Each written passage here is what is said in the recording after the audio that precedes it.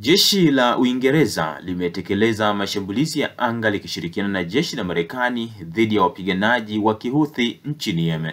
Tovuti ya Al Jazeera imeripoti kuwa maofisa wamesema mashambulizi hayo ya jeshi la Uingereza yametekelezwa mapema leo Jumatano Aprili 30, 2025 katika maeneo mbalimbali nchini Yemen. Mashambulizi hayo yanaifanya Uingereza kushiriki kwa mara ya kwanza katika kampeni mpya ya mashambulizi makali ya Marekani dhidi ya kundi hilo linalotajwa kuungwa mkono na taifa la Iran. Uingereza imetoa maelezo ya kina kuhusu sababu za kushambulia maeneo yanayoaminika kuwa na wapiganaji wa Kihouthi nchini Yemen, tofauti na Marekani ambayo imekuwa haitoi maelezo mengi kuhusu zaidi ya mashambulizi 800 iliyoanzisha tangu kuanza kwa kampeni hiyo Machi 15 mwaka huu. Operesheni hiyo inajulikana kama Operation Rough Rider, inalenga wapiganaji hao wakati huo wa utawala wa Trump ukiendelea na mazungumzo na mfadhili mkuu wa Houthi hao Irani kuhusu mpango wa nyuklia wa Irani unaoendelea kusonga mbele kwa kasi.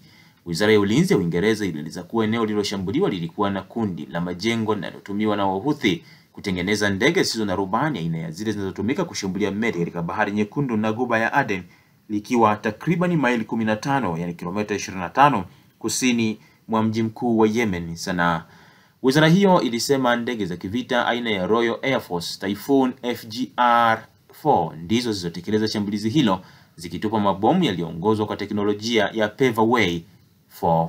Nanukuu, shambulizi hilo lilitekelezwa baada ya giza kuingia, wakati uwezekano wa kuwepo kwa raia katika eneo hilo ulikuwa ni mdogo zaidi, ilisema taarifa ya wizara hiyo. Uingereza haikutoa taarifa kuhusu madhara ya shambulizi hilo wala kama kuna watu waliouawa katika shambulizi hilo. Hata hivyo, kamandi kuu ya jeshi la Marekani Mashariki ya Kati CENTCOM haikuzungumzia kabisa shambulizi hilo.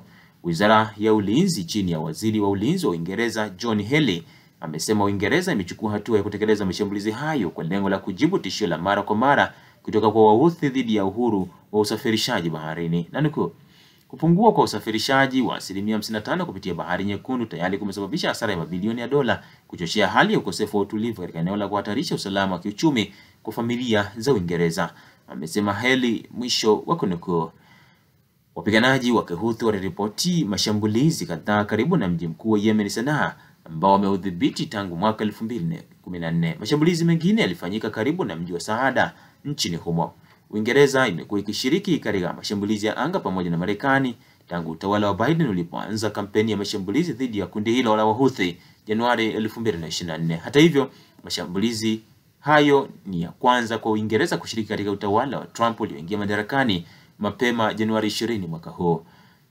Mashambulizi ya pamoja kati ya Uingereza na Marekani yalifanyika leo ikiwa imepita siku moja tangu CENTCOM idaiwa kutekeleza shambulizi la anga siku ya Jumatatu lililolenga gereza lililokuwa linahifadhi wahamiaji kutoka barani Afrika na kuua watu wasiopungua 68 huku likijeruhi wengine 47.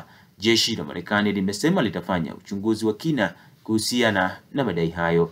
Mapema Aprili 18, shambulizi la Marekani katika bandari ya mafuta ya Ras Isa liliua takriban watu wasiopungua 74 na kujeruhi wengine 171, likiwa ni shambulizi lenye vifo vingi zaidi katika kampeni hiyo ya Marekani.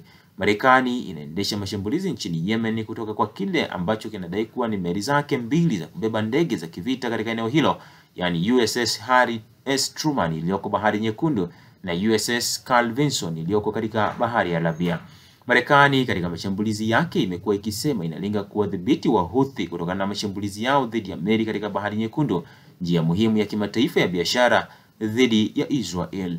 Wahouthi ni kundi la mwisho la wapiganaji ndani ya kile kinachoitwa Irani, yani muungano wa upinzani lenye uwezo wa mara kwa mara wa kushambulia Israel. Mashambulizi hayo pia yameibua mzozo nchini Marekani baada ya Waziri wa Ulinzi Peter Hegseth kudaiwa kutumia programu ya ujumbe isiyo na usalama ya Signal ambayo ilidaiwa kusambaza taarifa nyeti kuhusiana na operesheni hiyo.